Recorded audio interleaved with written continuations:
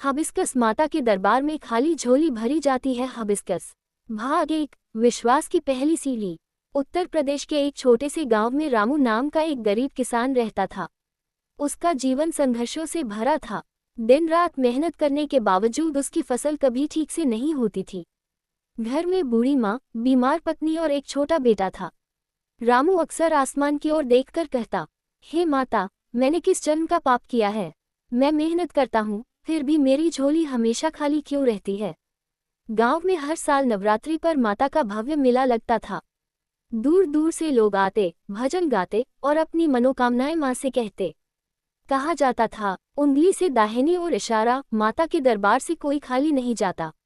लेकिन रामू इन बातों पर विश्वास नहीं करता था। उसे लगता था ये सब बस कहानियां हैं। एक दिन उसकी बूढ़ी माँ ने उससे कहा, बेटा, इस बार तू भी माता के दरबार जा, अपने दुख उनके सामने रख, माता सब सुनती हैं। रामू हंस पड़ा, अम्मा, अगर सच में माता सबकी सुनती है तो मेरा हाल क्यों नहीं सुधरा? माँ ने मुस्कुराते हुए कहा, तूने कभी सच्चे दिल से माँ को पुकारा ही नहीं। ये बात रामू के दिल को छू गई। नवरात्रि शुरू हो चुके थे। एक सुबह रामू ने तय किया, चलो इस बार माता के दरबार चलते हैं। उसने फटी हुई चप्पल पहनी, एक छोटी सी झोली ली और बिना कुछ खाए पिए यात्रा पर निकल पड़ा।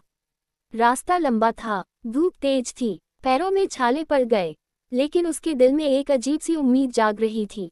रास्ते में उसे एक अमीर व्यापारी मिला। वह भी माता के दर्शन के लिए जा रहा था।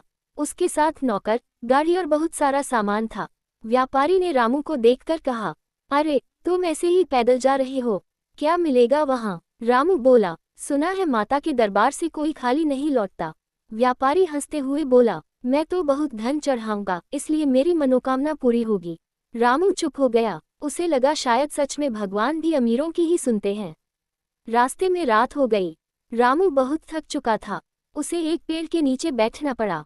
पेट में भूख से दर्द हो रहा था। वह रोते हुए बोला, माँ, अगर तुम सच में हो तो मेरी मदद करो। इतना कहकर वह सो गया। सुबह जब उसकी आंख खुली तो उसके पास एक थाली रखी थी, जिसमें गरम गरम पूरी और सब्जी थी।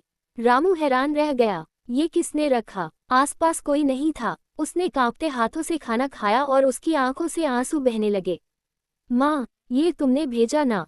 उसका विश्वास अब थोड़ा मजबूत हो चुका था। जैसे जैसे वह आगे बढ़ रहा था, उसकी परीक्षा भी बढ़ती जा रही थी।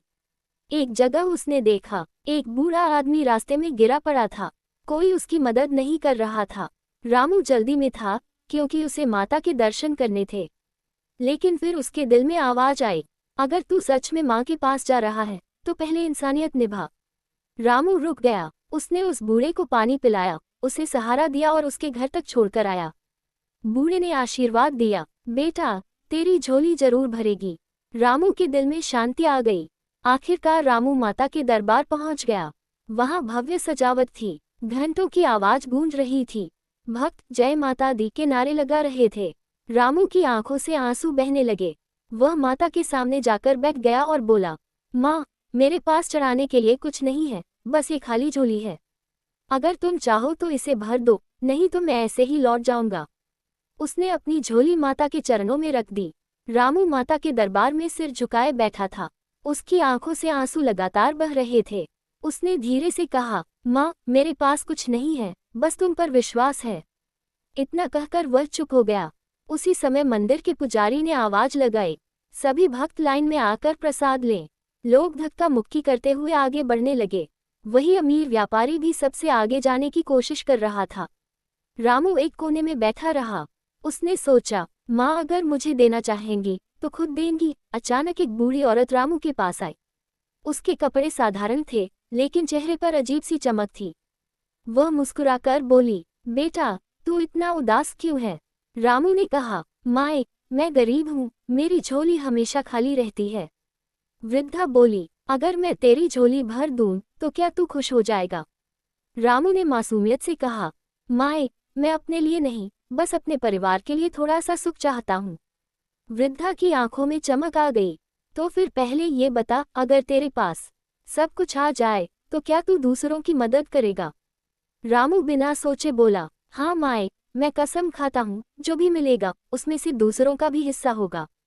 वृद्धा मुस्कुराई और धीरे धीरे वहां से चली गई। रामू को कुछ समझ नहीं आया, लेकिन उसके दिल को अजीब सी शांति मिली। रामू ने अपनी झोली उठाई और मंदिर से बाहर निकलने लगा।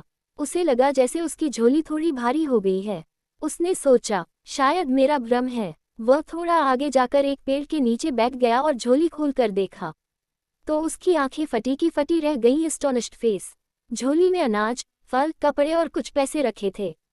रामू कांपते हुए बोला, ये कैसे हो सकता है? उसे तुरंत उस वृद्धा की याद आई। क्या वो माता थी? उसी समय वह अमीर व्यापारी भी वहां पहुंचा।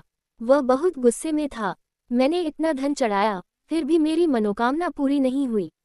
उसने रामू की झोली देखी और चौंक गया। तुम्हें ये सब कैसे मिला? रामू ने सारी बात बता दी। व्यापारी को अपनी गलती का एहसास हुआ।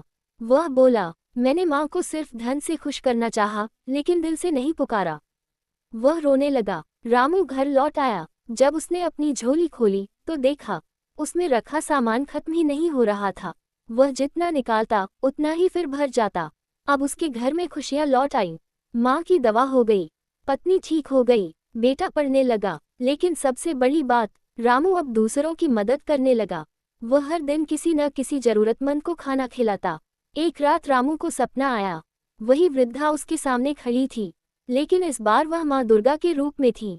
माँ ने कहा, रामू, मैंने तेरी झोली इसलिए भरी क्योंकि तूने कभी किसी को खाली हाथ नहीं लौटाया। याद रख, उंगली से दाहिनी ओर इशारा जो दूसरों की झोली भरता है, उसकी झोली मैं खुद भर देती हूँ। रामू की आंख खुली तो वह रो रहा था, लेकिन इस बार खुशी के आंसू थे। चमकता सितारा कहानी की सीख। उंगली से दाहिनी ओर इशारा सच्ची आस्था और नेक दिल से की गई प्रार्थना कभी खाली नहीं जाती। उंगली से दाहिनी ओर इशारा भगवान को धन नहीं, दिल चाहिए। उंगली से दाहिनी ओर इशारा जो दूसरों की मदद करता है, भगवान उसकी मदद खुद करते हैं।